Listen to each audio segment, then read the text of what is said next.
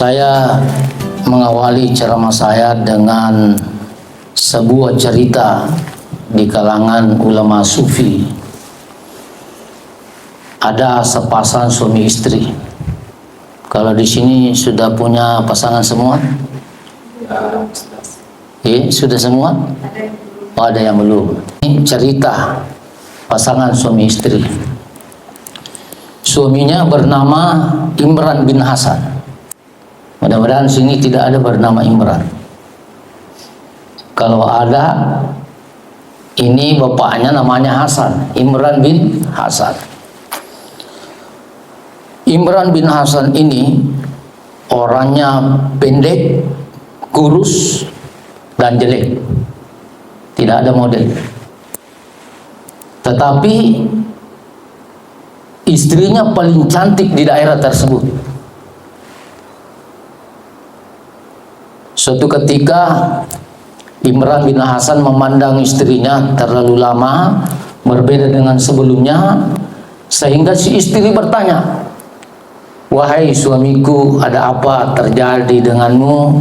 Hari ini Anda memandang saya terlalu lama, berbeda dengan sebelumnya."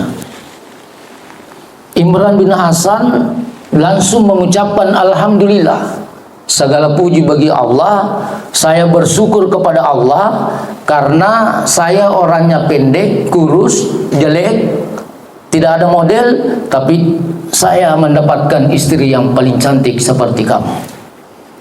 Istrinya mengatakan, "Insya Allah kita berdua akan masuk di dalam surga."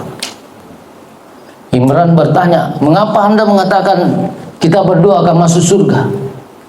Istrinya menjawab, "Karena Anda laki-laki atau suami yang pandai bersyukur, sementara saya adalah perempuan, istri yang pandai bersabar.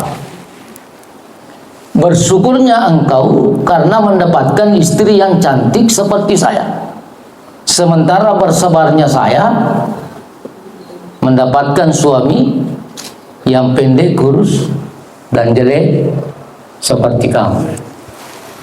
Cerita sufi ini memberikan nasihat kepada kita semua bahwa dua ini harus kita amalkan dalam kehidupan sehari-hari. Yang pertama, bersyukur. Jadi kalau misalnya jamaah kita banyak, bersyukur, ya, diberikan kesehatan, bersyukur. Apapun diberikan oleh Allah disyukuri. Dan kalau disyukuri, Allah akan tambahkan. Misalnya kita punya rumah satu, pandai bersyukur, insya Allah jadi dua. Ada mobil kita satu, pandai bersyukur, insya Allah jadi dua. Ada rumah kita, pandai bersyukur, satu akan menjadi dua. Kalau ada istri satu disyukuri, ya, alhamdulillah. Makanya ada yang mengatakan, ya, satu saja jangan disyukuri. Nah, itu ya. Ini pertama. Tadi saya dihubungi, tema yang akan dibicarakan adalah sabar. Nah, ini sabar tadi. Jadi saya tidak banyak membahas tentang syukur, sabar saja ya. Sabar. Di UIN ada profesor bernama Sabarudin Kerancang. Nah, dan memang orangnya sabar. Ada kitab, saya juga suka baca kitab itu. Judulnya kitab itu Haqaiq Anit Tasawuf, Hakikat Tasawuf. Di dalam kitab itu dijelaskan bahwa ada 3 macam sabar. Ya, 3 macam sabar. Yang pertama, as-sabru ala ta'at, bersabar melakukan ketaatan. Misalnya, sabar ki melakukan sholat, sabar ki puasa, sabar mengeluarkan zakat. Kalau bekerja ki, sabar ki bekerja. Ya, sabar. Ya. Orang yang sabar dengan ketaatan, maka akan istiqomah, konsisten. Ya. Di mana nungangi pegawai jama-jama maka singe na furyo fu Allah Ta'ala. Sabar dengan ketaatan. Nabi yang dijadikan sebagai teladan bagaimana kesabarannya melakukan ketaatan diwakili oleh Nabi Ibrahim alaihissalam. Ada yang kenal Nabi Ibrahim? Tidak ada. Kalau ada kenal, ditanya di mana kenal. Ada Nabi Ibrahim. Nabi Ibrahim ini luar biasa melaksanakan perintah Allah. Diakui oleh Allah. Bahkan Nabi Ibrahim mengatakan, kalau seandainya saya punya anak, diperintahkan oleh Allah dijadikan sebagai kurban, maka saya akan jadikan kurban anak saya. Waktu itu belum punya anak. Nah, makanya ketika punya anak, ya diperintahkan oleh Allah. Dan karena ketaatannya, kesabarannya, ya akhirnya diganti dengan lebih baik oleh Allah. Siapa penggantinya? Ismail. Siapa? Nah, domba ya, diganti dengan domba. Seandainya jadi disembelih Ismail, maka orang yang ganteng tidak ada yang hidup di dunia. Ya, untungnya tidak jadi itu, karena kalau jadi mungkin saya juga sudah disembelih. Ya. Ini yang pertama, sabar melaksanakan ketaatan. Kita taat datang di kantor, bekerja dengan baik, insya Allah kita akan mendapatkan hasil yang lebih baik. Yang kedua, as-sabru anil ma'asi, bersabar untuk menghindari kemaksiatan. Jadi kalau ada dosa, ya dihindari. Banyak sekali yang bisa menyebabkan kita berdosa. Anggota tubuh saja itu sudah banyak. Saya sendiri di sini bisa berdosa. Kalau saya selalu memandang ke depan, berdosa kah? Apalagi ada keinginannya. Saya mengajar mahasiswa, saya hindari memandang mahasiswi, karena mahasiswi itu pasti banyak yang cantik ya. Boleh jadi di bulan Ramadan ini hanya 2 kali pertemuan secara langsung, yang lainnya online, supaya bisa menjaga pandangan. Telinga dijaga, tangan kita dijaga, kaki kita dijaga, semua dijaga. Ya. Boleh jadi owner tazkiyah menguji kita. Nah, mungkin ada misalnya disimpan di atas meja atau ada sesuatu, apakah kita terpengaruh atau tidak? Ya. Kalau kita tidak terpengaruh, maka insya Allah akan menjadi orang yang hebat, orang yang sukses. Tapi kalau tidak terpengaruh, bahaya akibatnya. Coba perhatikan Nabi Adam. Nabi Adam dipersilakan semua apa yang ada di dalam surga, makanannya makan semua. Satu saja larangannya, wala taqrabu hadhihi syajarah, jangan mendekati pohon ini. Tapi Nabi Adam mendekati pohon ini, dirayu oleh iblis laknatullah, akhirnya itu yang menyebabkan diusir dari surga. Dan banyak orang-orang di dunia ini, anak cucu Adam, sudah bagus posisinya, sudah banyak penghasilannya, tetapi yang dicari, yang dilarang oleh Allah, terpengaruh, akhirnya jatuh tidak terhormat. Dia. Jadi kita harus menghindari kemaksiatan. Tadi saya membaca Al-Quran sampai dapat surah Yusuf. Surah Yusuf ini panjang lebar kisahnya dalam surah itu. Ini juga bisa menjadi teladan bagaimana Nabi Yusuf dipengaruhi oleh Suleha. Suleha itu cantik dan berdua dengan Nabi Yusuf di rumah. Suaminya Suleha tidak ada di tempat itu. Lalu dipengaruhi Yusuf.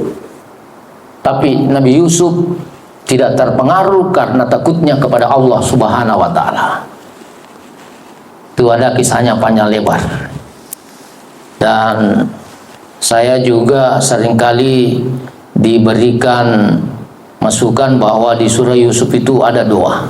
Ada doa, ya, doa supaya suami kita tidak macam-macam. Ya, ada yang punya suami bisa baca di situ, ada doanya khusus ya. Tidak kemana-mana, hatinya tidak kemana-mana, hanya kita disenangi. Ada di situ, cari saja ya. Ya, saya sendiri sering baca doa di surah Yusuf. Ternyata kalau dibaca doa itu, istri akan tunduk. Saya baca di telinganya, Alhamdulillah istri saya ya apa yang saya katakan diikuti. Saya beda 13 tahun. Ya, beda umur 13 tahun, ya dia lebih muda dari saya. Ternyata doa itu berpengaruh. Saya juga berteman dengan teman-teman yang istrinya muda. Ternyata kalau kita berteman dengan teman yang istrinya muda, istri kita juga muda. Ya, mungkin terpengaruh ke teman. Jadi banyak doa di surah Yusuf. Bahkan ada ibu yang sampaikan kepada saya bahwa ada istri lebih tua dia daripada suaminya, tapi suaminya tidak macam-macam. Ada doa yang dibaca di surah Yusuf. Ya. Kemudian yang ketiga, as-sabru alal masaib, bersabar atas musibah yang menimpa. Jadi kalau ada musibah yang menimpa, kita bersabar. Misalnya HP kita jatuh, pecah, sabar kita. Ucapkan saja inna lillahi wa inna ilaihi rajiun. Insya Allah akan digantikan lebih bagus oleh Allah. Kalau kita beli HP yang baru lagi, ya, insya Allah lebih bagus. Ya. Bahkan menurut Andre Gurta Muhammad Nur, kalau pergi ke pasar mau beli ikan, tapi ikannya lebih mahal, tidak cukup uangnya. Misalnya harganya ikan itu 100.000, uang yang kita bawa hanya 50.000, maka doa yang paling bagus dibaca adalah inna lillahi wa inna ilaihi rajiun. Yang penting jangan besar suaranya, dengar penjual ikan. Di sebelumnya itu banyak ujian yang diberikan oleh Allah. Wala nabluwannakum bisyai'in, sungguh benar-benar kami akan menguji kalian dengan sesuatu. Ada 5 ujiannya di situ. Minal khaufi, dari ketakutan, wal jui, kelaparan, wa naqsi minal amwal, kekurangan harta. Tidak selamanya kita menjadi orang kaya. Naqsi minal amwal. Wal anfus, jiwa, kita sakit-sakitan. Wasamarat, buah-buahan. Wabasyiris sabirin, gembirakan orang-orang yang bersabar. Orang yang bersabar, innallaha ma'as sabirin. Sesungguhnya Allah bersama orang-orang yang bersabar. Saya aktif belajar di PKU dulu. Ada dosen saya namanya Pak Dr. Mukhtar Husain, ya, dari Mandar. Saya banyak belajar di sana. Dia pernah menulis disertasi yang berjudul Ulama dalam Al-Quran. Hebatnya dia karena ulama dalam Al-Quran 2 kali saja terulang, tapi panjang lebar tulisannya. Tapi bukan itu yang saya mau sampaikan. Ya. Ada ayat yang sering disampaikan ketika pertemuan. Allah berfirman, fasbir kama sabara ulul asmi minar rusul. Bersabarlah sebagaimana bersabarnya ulul asmi dari rasul-rasul itu. Ada berapa ulul asmi? Ada 5, ya. Itu luar biasa, kita ikuti itu. Bagaimana bersabarnya? Yang 5 itu, yang pertama adalah Nabi Nuh alaihissalam. Bagaimana Nabi Nuh? Nabi Nuh menyampaikan ajaran Allah. Kalau di dalam Al-Quran dikemukakan kurang 50 tahun sehingga cukup 1000 tahun, 950 tahun. Yang masuk dalam golongannya hanya kurang lebih 80 orang. Itu lamanya, bertahun-tahun. Tapi karena kesabarannya, dan pada akhirnya Nabi Nuh alaihissalam minta dihancurkan orang-orang kafir di dunia ini. Sehingga ada surah dalam Al-Quran, kalau dibaca itu bisa saja mengantarkan orang yang menselimi kita akan dihancurkan. Ya. Ada doa dalam Al-Quran. Ya, tapi jangan kita doakan orang menjadi tidak baik. Ya. Kita berusaha membalas dengan lebih baik. Nabi Nuh alaihissalam, ya, diperintahkan oleh Allah membuat perahu, dan setelah selesai perahunya, semua orang yang beriman kepadanya dinaikkan di perahu itu, termasuk binatang. Saya dengar dulu di pesantren bahwa binatang yang naik di situ adalah berpasang-pasangan. Jadi ada ular ya juga naik di situ. Ada kucing, ada juga anjing. Ya. Saya kurang tahu apa benar ini atau tidak. Ya. Karena ada yang tanyakan, mengapa itu kalau kucing mau bertemu dengan pasangannya berteriak? Berteriak. Demikian juga anjing, kalau bertemu dengan pasangannya, itu luar biasa tersiksa. Ternyata terjadi pada masa itu. Anjing dilarang berdekatan dengan pasangannya, ternyata tidak bisa ditahan. Ya. Setelah melakukan sesuatu, melakukan hubungan, maka kucing ini melapor kepada Nabi Nuh. Sehingga anjing ini diberikan hukuman. Nah, itu penyebabnya sehingga kalau sudah melakukan hubungan lama terlepas. Kemudian kucing karena suka melapor, akhirnya diberi juga hukuman. Dan itu penyebabnya sehingga kucing itu kalau mau melakukan hubungan berteriak lebih dahulu. Ya. Biasa dengar kucing berteriak? Ya, biasa ya. Jadi ini yang pertama, Nabi Nuh alaihissalam termasuk ulul azmi dan bersabar, ya, punya keteguhan hati. Ya, kita ikut itu supaya kita teguh hati, teguh pendirian. Kemudian yang kedua, ada nabi juga diberikan gelar ulul azmi, yaitu Nabi Ibrahim alaihissalam. Bagaimana kesabarannya Nabi Ibrahim itu luar biasa. Melaksanakan perintah Allah, bahkan salah satu kelebihannya Nabi Ibrahim ini juga termasuk mujizatnya ketika dilemparkan di api yang bergejolak, tidak termakan api. Kunu bardan wasalaman ala Ibrahim, jadilah engkau bardan, dingin, wasalaman, dan selamat kepada Ibrahim. Makanya ada juga baca doa ini ketika ada orang kena api misalnya, atau nak kena lepo, atau nak kena wefela, disiramkan. Ya. Itu ya Nabi Ibrahim. Saya percepat. Kemudian yang ketiga ada Nabi Musa. Mujizatnya Nabi Musa ini bisa membelah lautan. Jadi bisa dibelah lautan dengan tongkatnya. Tongkatnya itu kalau dilemparkan berubah menjadi ular. Kalau tongkatnya bapak kita bagaimana? Dilemparkan, ya, berubah jadi ular. Tongkatnya Nabi Musa alaihissalam. Kalau tangannya dimasukkan di saku lalu diangkat, keluar cahaya. Ini Nabi Musa alaihissalam. Nabi Musa pernah dikejar oleh Fir'aun beserta tentaranya, dan alhamdulillah terbelah lautan, diselamatkan Nabi Musa, dan pada saat itu tenggelam Fir'aun. Gitu ya. Kemudian yang keempat ada Nabi Isa. Nabi Isa ini mau dibunuh oleh kaumnya sendiri. Ya. Nabi Isa ini saya pernah dengarkan, kalau tidak salah di Andegurta Muhammad Nur, muda umurnya sehingga tidak ada istrinya. Ya, muda umurnya ya.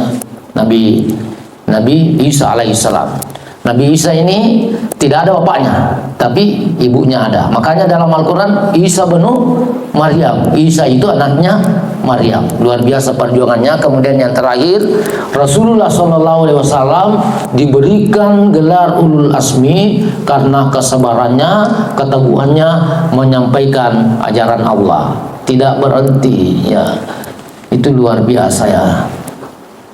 Rasulullah SAW dicaci maki, ya, bahkan didoakan orang yang caci maki. Ketika Rasulullah ke Taif dilempar, menurut informasi ya kitab yang dibaca, sehingga berdarah kakinya. Ada malaikat yang turun.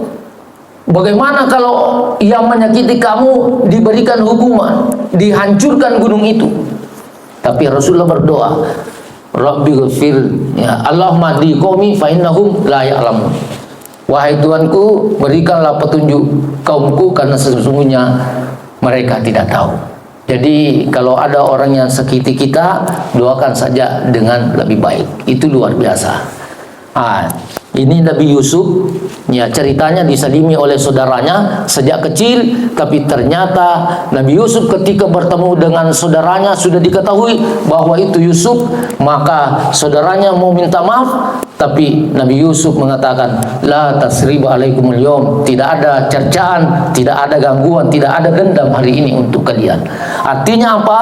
Nabi Yusuf sebelum minta maaf saudaranya, dia sudah maafkan, karena Nabi Yusuf pemaaf, diangkat derajatnya oleh Allah, diperbaiki sebutannya oleh Allah. Jadi kalau ada orang yang sakiti kita, sabar saja, ya. Terakhir, ada ayat di dalam Al-Quran, innama yuwaffas sabiruna ajrahum bighairi hisab. Sesungguhnya hanyalah orang-orang yang bersabar dicukupkan pahalanya dengan tak terhingga. Artinya apa? Orang yang bersabar hanya Allah yang membalasnya. Jadi itu luar biasa. Pahalanya kita tidak mampu hitung bagaimana banyaknya. Saya kira seperti ini. Kalau ada yang bertanya, disilakan. Ada yang mau bertanya? Ya, silakan. Nama ya? Waalaikumsalam warahmatullahi wabarakatuh. Saya Fitri Ustaz.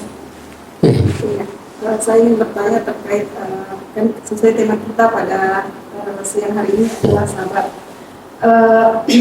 Ada ungkapan yang mengatakan bahwa sabar itu ada batasnya. Seperti yang Pak Ustaz tadi sampaikan terkait ini, bahkan Nabi sendiri pun 950 tahun pada akhirnya berdoa untuk memusnahkan orang-orang Quraisy. Sementara ada juga yang pernah saya baca bahwa bukan sabar namanya kalau masih ada batasnya. Kalau jadi yang mau saya tanyakan, bagaimana yang sebenarnya sabar itu seperti apa? Apakah berbatas sampai mana batasnya? Ataukah memang sabar itu bukan sabar namanya kalau masih ada batasnya? Masih bagus ya. Ibu Fitri ini yang punya toko pesantren dulu ya? Oh, atau mirip saja ya? Dia kerja di Kupertais. Ya, menantunya Andre Gurta Sunusi Baco, Fitri juga namanya itu, jurusan bahasa Inggris dulu ya. Jadi memang banyak tulisan, banyak orang yang mengatakan sabar itu ada batasnya. Berarti marah itu ya. Sabar itu ada batasnya. Mungkin dia disakiti ya, sehingga dia mengatakan sekali hatiku tidak bisa saya maafkan ya. Sehingga ada cerita suami istri karena menjengkelkan suaminya, akhirnya dia tinggalkan suaminya ya, karena sakit hati. Beberapa lama kemudian ditelepon oleh suaminya, saya minta maaf ya, maafkan saya atas perlakuan yang saya lakukan kepada Anda. Istrinya mengatakan, tidak ada maaf bagimu, saya sakit sekali. Sabar itu ada batasnya. Itu tadi ya. Saya bisa maafkan Anda kalau seandainya ada gelas di situ dilemparkan. Kalau sudah dilemparkan, silakan diperbaiki kembali supaya menjadi utuh. Maka suaminya melemparkan gelas itu, setelah dilemparkan ternyata tetap utuh ya, ternyata gelas plastik. Jadi saya pernah belajar ke Andre Gurta Rahim Amin. Saya suka belajar ke ulama-ulama. Itu Andre Gurta Rahim Amin luar biasa. Dia juga sufi, dia bisa mempelajari seseorang. Termasuk juga saya belajar ke Andre Gurta Mustafa Nuri, mengetahui orang bisa membaca orang ini junub, belum mandi, orang ini belum melakukan sholat. Kalau ada mahasiswa menghadap kepadanya, diketahui. Semuanya itu memberikan nasihat kepada kami bahwa sabar itu tidak ada batasnya. Kita harus bersabar selama-lamanya ya. Kita bersabar selama-lamanya ya. Innallaha ma'as-sabirin, sesungguhnya Allah bersama orang yang bersabar. Apalagi sabar itu tadi fasbir, bersabarlah Anda. Ini adalah perintah, dan perintahnya berlaku terus-menerus ya. Kita bersabar. Sekira seperti itu. Ya, bagus ya. Waalaikumsalam warahmatullahi wabarakatuh. Kalau Al-Quran itu sabar itu indah. Ya ya ya. Wasabrun jamilun. Ya ya ya. Jadi tadi disinggung Nabi Yusuf pada saat Nabi Yusuf dibuang di sumur, kemudian saudaranya datang menyampaikan kepada bapaknya bahwa Yusuf itu dimakan serigala. Kemudian menyampaikan, membawa sebuah bukti, wajabu ala famisihi bilankan. Dia bawa bukti dengan membawa pakaiannya yang sudah berlumuran darah palsu, darah kambing. Kemudian Nabi Yakub mengatakan bagaimana fasabrun jamil, saat itu indah, wallahul musta'anu ala ma tasifun.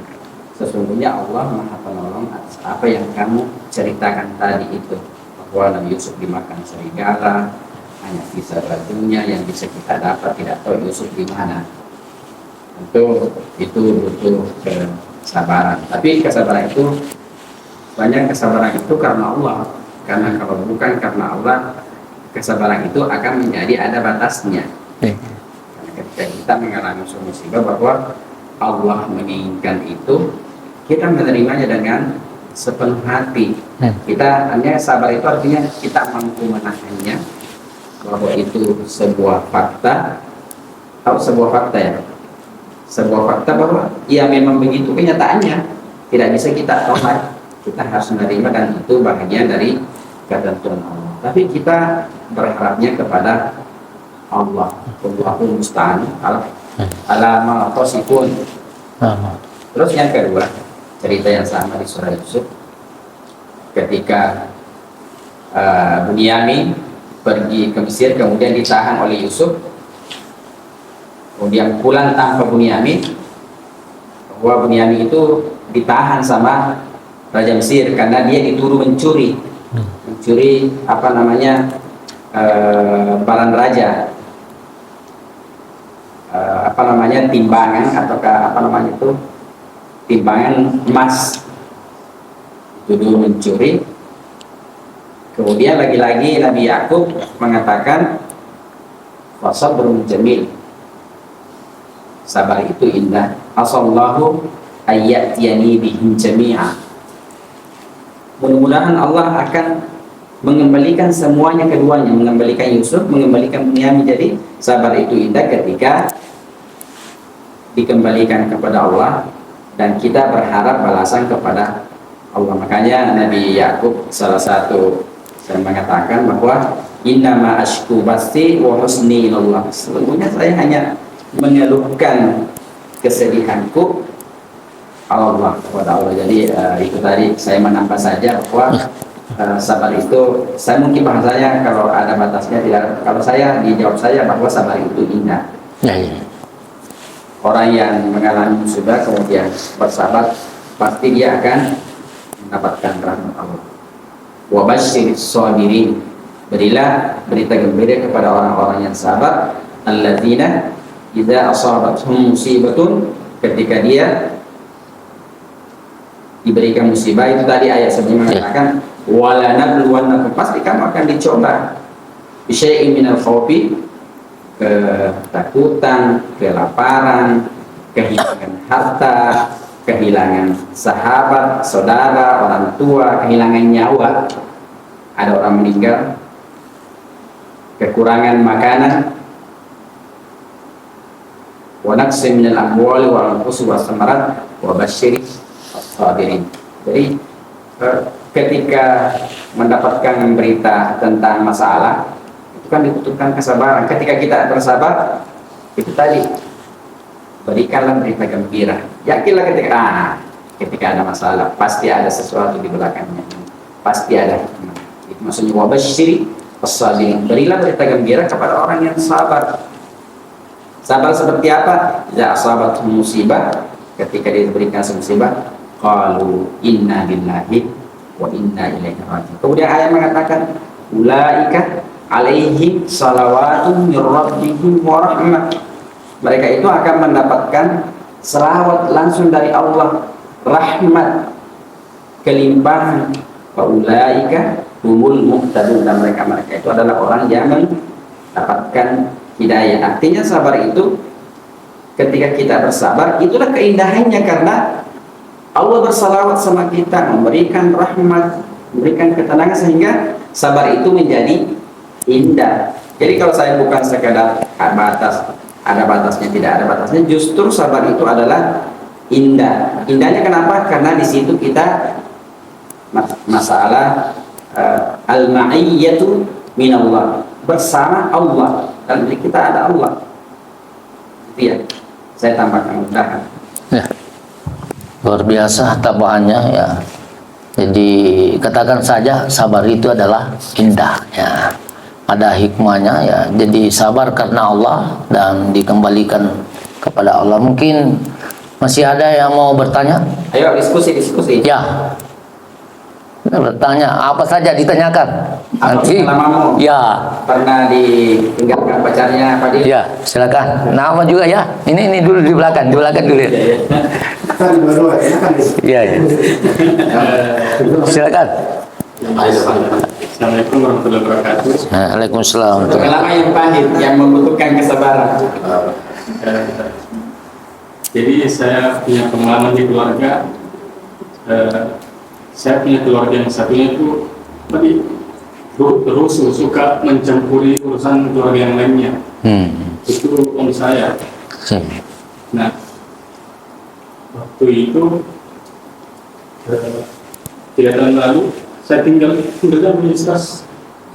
Tapi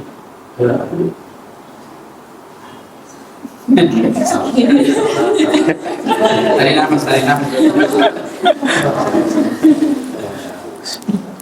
tapi karena dia tadinya keluarga kami di universitas.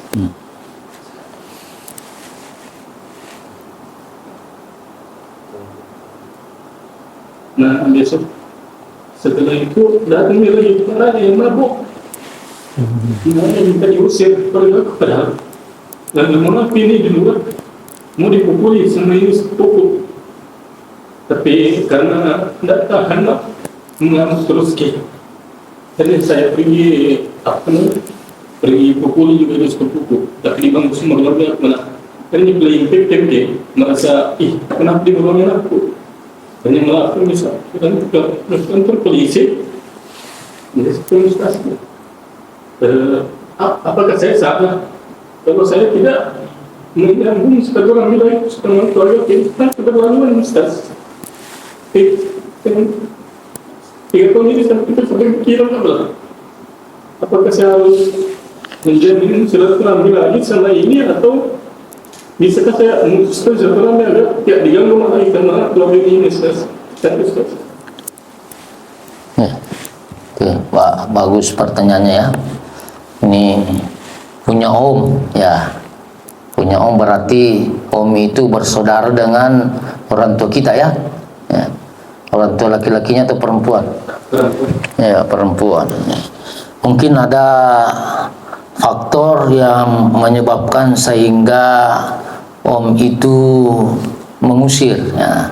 Boleh jadi karena faktor materi atau ada faktor yang lain sehingga terjadi hal-hal yang tidak diinginkan, termasuk tadi dia pukul sepupunya sendiri ya. Kalau saya ya ada terjadi seperti itu, yang pertama saya kembalikan kepada Allah ya, termasuk berdoa, doakan orang itu. Saya juga pernah mengalami waktu saya tinggal di Skarda, ada preman. Wah, preman itu selalu marah-marah ya. Karena awalnya itu karena di rumah ada kosnya, 2 rumah di belakang dan di depan, kosnya di depan. Tiba-tiba ada anak kos hilang motornya, dan ketika hilang motornya pergi ke dukun, dan dukunnya mengatakan yang ambil motormu itu begini warna pagarnya. Kebetulan yang warna pagarnya itu ya ada keluarganya preman, nomor 1-nya di Skarda. Maka ya saudaranya itu marah-marah ke saya, Dan saya doakan saja, aku baca semua itu doaku, ya, baca doaku. Tapi tetap begitu, sehingga saya ke Pak Mustafa Nuri, dia ajarkan saya doa. Ini doa bagus dibaca, tapi diawali dengan sholat lebih dahulu. Ya, saya juga sering kalau ada yang seperti itu, saya doakan dia baca saja basmalah. Nah, menyebutkan namanya orang yang tidak baik terhadap diri kita, insya Allah akan berubah menjadi baik. Ya. Misalnya namanya Fadil, Fadil ya tidak senang sama saya, maka saya doakan Fadil hanya membaca basmalah. Bismillahirrahmanirrahim ya Fadil, Bismillahirrahmanirrahim ya Fadil, Bismillahirrahmanirrahim ya Fadil, sampai 80 kali atau lebih. Karena basmalah itu luar biasa maknanya. Bismillahirrahmanirrahim, dengan nama Allah yang Maha Pengasih lagi Maha Penyayang. Mudah-mudahan orang itu berbalik hatinya, ya. Seperti itu bisa didoakan kepada omnya tadi atau sepupunya. Mudah-mudahan akan baik hubungannya kembali. Seperti tadi kisahnya Nabi Yusuf alaihissalam, saudaranya itu menyakiti Yusuf, belum Nabi itu waktu, tetapi ketika Nabi Yusuf menjadi pejabat, ya, maka dia mau saudara mau minta maaf, tapi dimaafkan saudaranya. Itu ayat tadi, la tasriba alaikumul yawm, tidak ada dendam hari ini untuk kalian. Dan pada akhirnya bagus hubungannya semuanya. Itu yang mudah-mudahan keluarganya sadar, karena tidak selamanya orang seperti itu tidak bagus karakternya. Kadang-kadang muncul kesadarannya sehingga apa yang pernah dilakukan itu disesali. Dan kalau terjadi seperti itu, mudah-mudahan keluarganya kembali menjadi baik. Ini pentingnya tadi kita bersabar, berdoa. Sekira seperti itu, mungkin ada tambahan. Jadi sabar itu adalah kemampuan kita menghadapi ketika ada tekanan, sehingga kita merasa tidak tertekan. Kemampuan kita menghadapi sebuah hinaan, cercaan, teror, apapun itu, sehingga kita merasa tidak terhina, kita menjadi biasa-biasa saja. Nah, mungkin contoh sabar yang mungkin bisa kita, dan bagaimana merespon sebuah tekanan. Kita melihat sejarah Nabi Muhammad SAW. Bagaimana dia dibully, kalau bahasanya sekarang. Dia pergi sholat saja itu, ketika sujud itu kepalanya itu ditaruh jeroan, isi dalam hewan, kotoran hewan. Dan benar Nabi diteror, dan sampai kepada puncaknya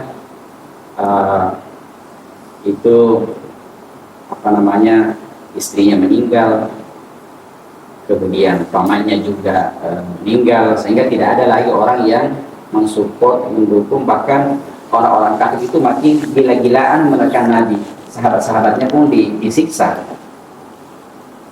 sehingga Nabi harus meninggalkan Mekah dan berhijrah ke Taif. Di Taif pun bukan mendapatkan perlindungan, tapi mendapatkan perlakuan yang jauh lebih sadis. Dia dilempari batu, kok jangan datang ke sini, dilempari supaya dia pergi, diusir. Sehingga waktu itu sejarah mengatakan bahwa sampai kaki Nabi berdarah. Tapi apa yang terjadi kemudian? Bagaimana kemampuan Nabi bersabar dan mampu menghadapi itu, yang mungkin doanya itu benar-benar luar biasa menurut saya. Sambil mengarahkan tangannya, Allahumma ilaika ashku da'afa quwwati. Allah, ya Allah, hanya kepadamu saya keluhkan kelemahanku, wa qillata hilati, dan kekuranganku, keterbatasan usaha, wa hawani 'alan nas, anta arhamur rahimin.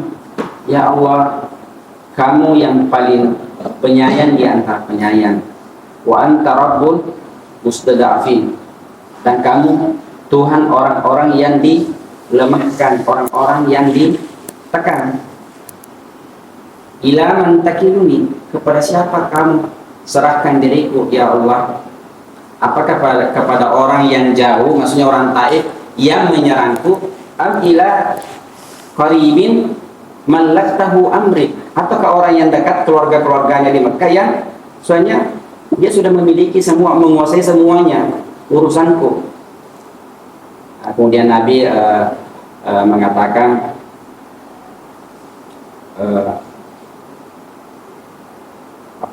lanjut doanya bahwa ila man takiluni ila ba'idin yatajahhamuni am ila qaribin mallaktahu amri illam yakun bika ghadabun alayya. Kemudian Nabi mengatakan bahwa Allahumma inni, justru dia berdoa bahwa ya Allah, justru saya mudah-mudahan ini bukan, jangan turunkan amarahmu kepada saya, jangan turunkan bencimu kepada saya. Illam yakun bika ghadabun alayya, kalau selama itu bukan karena kemarahanmu sama saya tidak peduli. Illam yakun bika ghadabun alayya fala ubali. Jadi begitu indahnya Nabi berdoa bahwa dia tidak merasa apa-apa dengan itu, bahwa selama itu kita hanya mengadu kepada Allah. Yang orang menekan kita itu biasa-biasa saja.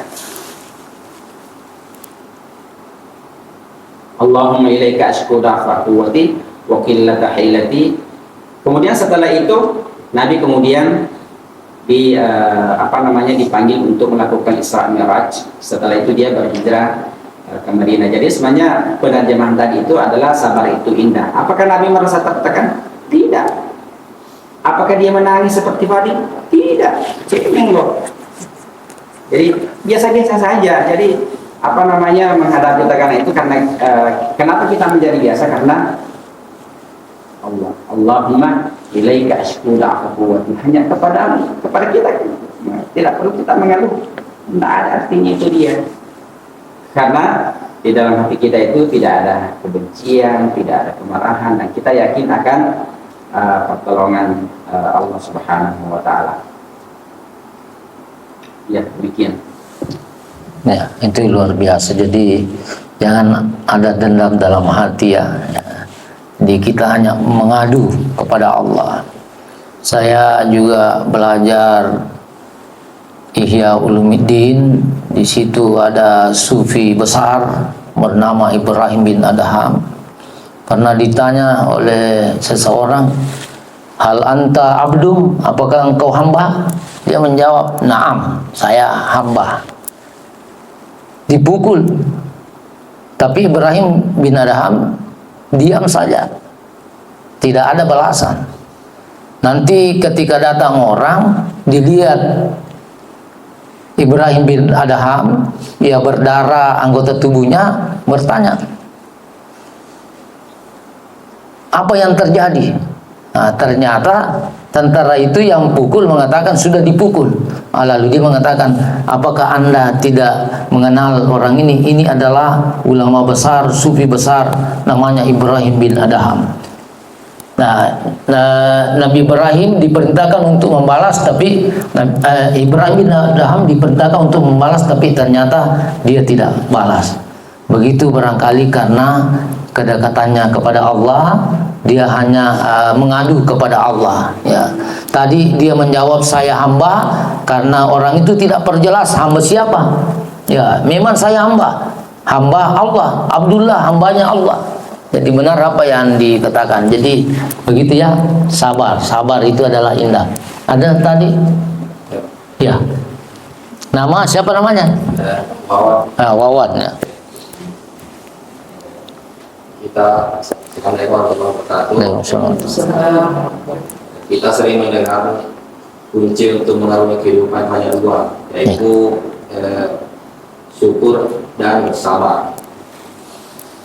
Tapi saya pernah mendengar di kalangan kami yang belajar ini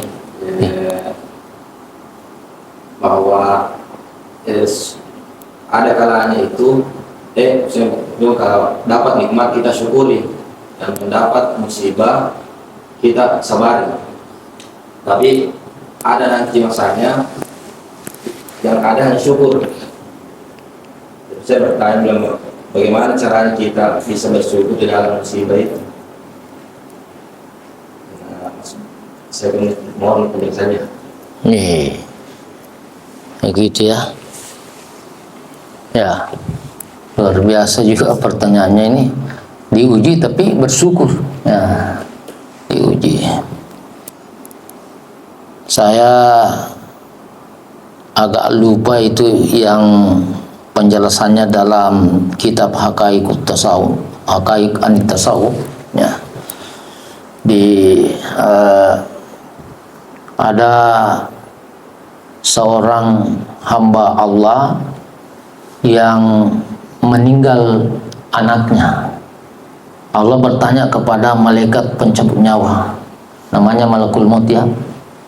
Apakah Anda sudah mencabut nyawa hambaku? Ya, anaknya tadi itu orang tua. Apakah Anda sudah cabut? Malaikat mengatakan, saya sudah cabut. Apa dikatakan? Allah bertanya, apa yang dikatakan hambaku itu? Diuji dengan meninggal anaknya.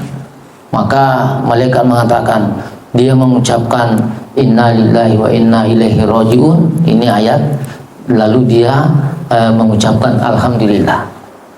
Jadi dia diuji oleh Allah, tetapi dia juga memuji Allah. Dan ternyata Allah mengatakan kepada malaikat, wahai malaikatku, akan dibangunkan istana di dalam surga. Istana itu namanya Baitul Hamdi, rumah pujian. Ya, karena hambaku itu suka memuji kepada Allah. Jadi meskipun bagaimana kondisinya, tetap juga kita bersyukur kepada Allah, sabar dan syukur, ya. Ya, itu dua luar biasa. Ada, saya tambah sedikit, ya. Ada yang pernah bertanya, kira-kira mana yang terbaik antara orang yang kaya bersyukur atas harta yang banyak itu. Jadi orang kaya yang bersyukur dibandingkan dengan orang miskin yang bersabar. Itu pertanyaannya, mana paling bagus? Orang kaya bersabar, orang kaya yang bersyukur atau orang miskin yang bersabar? Ya. Ada jawaban. Jawabannya itu kalau menurut Utsman bin Affan, yang terbaik diantaranya adalah orang kaya dermawan. Orang kaya yang dermawan tadi pandai bersyukur. Mengapa? Karena banyak peluang untuk melakukan kebaikan. Ya, karena hartanya disyukuri, banyak peluang. Ya, membangun pesantren misalnya, membantu orang-orang miskin, disyukuri pemberian Allah. Sementara Imam Al-Ghazali mengatakan yang paling baik di antara keduanya adalah orang miskin yang bersabar. Karena banyak orang miskin belum tentu bersabar. Ya. Misalnya ada pembagian, tiba-tiba dia tidak dapat. Apakah dia mampu bersabar? Ya. Ada pembagian nasi dos, tidak dapat dia, mampukah bersabar? Ya. Kalau mampu bersabar dengan penderitaan yang dia alami, maka itu lebih baik menurut Imam Al-Ghazali. Ya. Sementara Ibnu Taimiyah mengatakan, mengambil jalan tengah, yang terbaik di antara keduanya adalah siapa paling dekat dengan Allah. Kalau orang kaya dermawan, pandai bersyukur, lebih dekat dengan Allah dibandingkan dengan orang miskin yang bersabar, maka itu lebih baik. Tapi kalau orang miskin bersabar, lebih dekat dengan Allah dibandingkan dengan orang kaya yang bersyukur tadi, jauh lebih baik orang miskin. Artinya apa? Dua-duanya kita bisa dapat. Bersabar dapat, syukur juga dapat. Ya. Tetap dikembalikan kepada Allah. Sekira seperti itu. Tapi jadi sebenarnya syukur dan sabar itu tidak bisa dipisahkan. Ya, sebagai sisi mata uang yang saling hanya ini mata uang. Di sini gambar presiden, sebelah ini gambar 100.000. Itu satu kesatuan yang tidak dipisahkan. Jadi puncak dari syukur adalah bersabar. Umpama diberikan nikmat kan harus bersabar juga. Kalau tidak sabar bahaya. Anda diberikan uang, kalau tidak sabar digunakan uang itu segala macam untuk melakukan kemaksiatan. Ketika kita juga mendapat musibah juga harus bersyukur. Ada sebuah cerita seorang pada saat itu dia habis berperang, kemudian terluka kakinya, kemudian kakinya harus dipotong satu. Kemudian pada saat yang kakinya dipotong, anaknya meninggal dua pada saat bersama. Apa yang dia bilang? Alhamdulillah ya Allah, Alhamdulillah, Alhamdulillah. Kau berikan saya kaki dua, kau ambil satu, kau masih satu. Alhamdulillah ya Allah. Kau berikan saya anak tiga, kau ambil dua. Alhamdulillah ya Allah. Ada juga sebuah cerita begini. Seorang raja pergi berburu di hutan. Dia bawa pengawalnya, karena memang kebiasaannya berburu. Setiap bulan dia keluar berburu. Kemudian satu ketika dia keluar berburu, kemudian terjadi sebuah kecelakaan. Tanpa sengaja dia memotong sebuah batang kayu. Nah ternyata tangannya itu terpotong satu dari telunjuknya. Kembali ke istana, dia ambillah penasehatnya karena dia galau apa, merasa ini dia kan seorang raja, kemudian raja menjadi cacat, tidak menerima kenyataan. Coba nasihati saya agar saya bisa tenang. Kemudian penasehatnya mengatakan, ucapkan alhamdulillah, bersyukur kepada Allah. Kamu itu suruh bersyukur, kau tidak lihat ini tanganku ini? Kamu itu kurang ajar, kau harus dipenjara. Maka dipenjara tadi ini pengawalnya. Satu ketika sudah sembuh, mungkin berjalan 5 tahun, 10 tahun, kembali ke kebiasaannya berburu. Pada saat dia berburu, ternyata di tengah hutan itu dia ditangkap sama orang-orang primitif, orang hutan. Orang hutan ini dia kan penyembah berhala untuk mencari manusia yang bisa dikorbankan. Ditangkap tuh semua. Ini raja ini termasuk dianggap bahwa ini yang paling pas kita korbankan karena orangnya ganteng apa. Nah ini yang akan kita korbankan sama Tuhan kita. Ternyata dia setelah diperiksa dia tidak memenuhi persyaratan untuk dikorbankan karena kenapa? Ada cacatnya. Diambillah penggantinya, pengawal yang lain. Jadi kemudian kembali, begitu dia kembali di istana, dia langsung keluarkan penjara tadi itu. Alhamdulillah, ternyata saya selamat dari untuk jadikan dikorban karena tangan saya cacat. Kemudian yang dipenjara dia marah atau tidak? Alhamdulillah, karena andai kan saya tidak dipenjara, saya lah yang jadi korban. Jadi apapun, alhamdulillah, apapun bersabar. Jadi sebenarnya syukur sabar itu adalah sesuatu yang yang harus kita jalani setiap hari. Alhamdulillah, alhamdulillah. Dan pasti hidup itu kita akan mengalami tekanan-tekanan. Tadi itu sabar terhadap taat, maksiat, terhadap cobaan, dan juga sabar terhadap nikmat. Karena kalau bahaya juga kalau tidak, ya sebenarnya kalau mestinya itu syukur itu kalau dapat nikmat, tapi dapat nikmat juga harus sabar. Jadi hidup kita itu adalah tidak bisa terpisahkan syukur. Dia bagaikan pasangan yang tak terpisahkan. Syukur dan sabar itu dia sesuatu yang melekat kalau manusia mau menjalani hidup ini dengan tentu. Syukur dan sabar itu adalah sebuah rasa yang kita rasakan itu kan sebenarnya bersyukur kepada Allah dan bersabar karena Allah. Itu berarti syukur karena Allah, bersabar karena itu artinya berarti itu kebersamaan dengan Allah.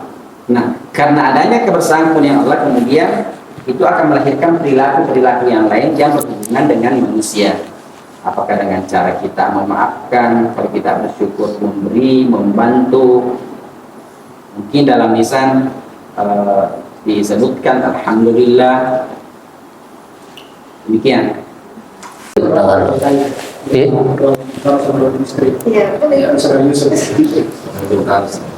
Ya, luar biasa ya, kita mendapat nasihat di siang hari ini. Saya juga luar biasa dapat masukannya. Itu tadi 2 kali terulang itu sabarun jamil ya. Sabar itu indah ya. Ternyata kisahnya berbeda ya, di surah Yusuf. Kita tutup dengan membaca doa. Amin. Ya. Amin. Bismillahirrahmanirrahim. Alhamdulillahirabbil alamin. Allahumma shalli ala sayyidina Muhammad wa ala ali sayyidina Muhammad. Rabbana taqabbal minna innaka antas samiul alim wa tub alaina innaka antat tawwabur rahim. Rabbi zidna ilman nafi'ah warzuqna fahman wasi'ah. Allahumma arzuqna fahman nabiyyin wa hifzal mursalin wa ilhamal malaikatil muqarrabin bi rahmatika ya arhamar rahimin. Rabbana atina fid dunya hasanah wa fil akhirati hasanah wa qina adzabannar wa adkhilnal jannata ma'al abrar ya aziz ya ghafar ya rabbal alamin. Wa sallallahu ala sayyidina Muhammad walhamdulillahi rabbil alamin. Al-Fatihah.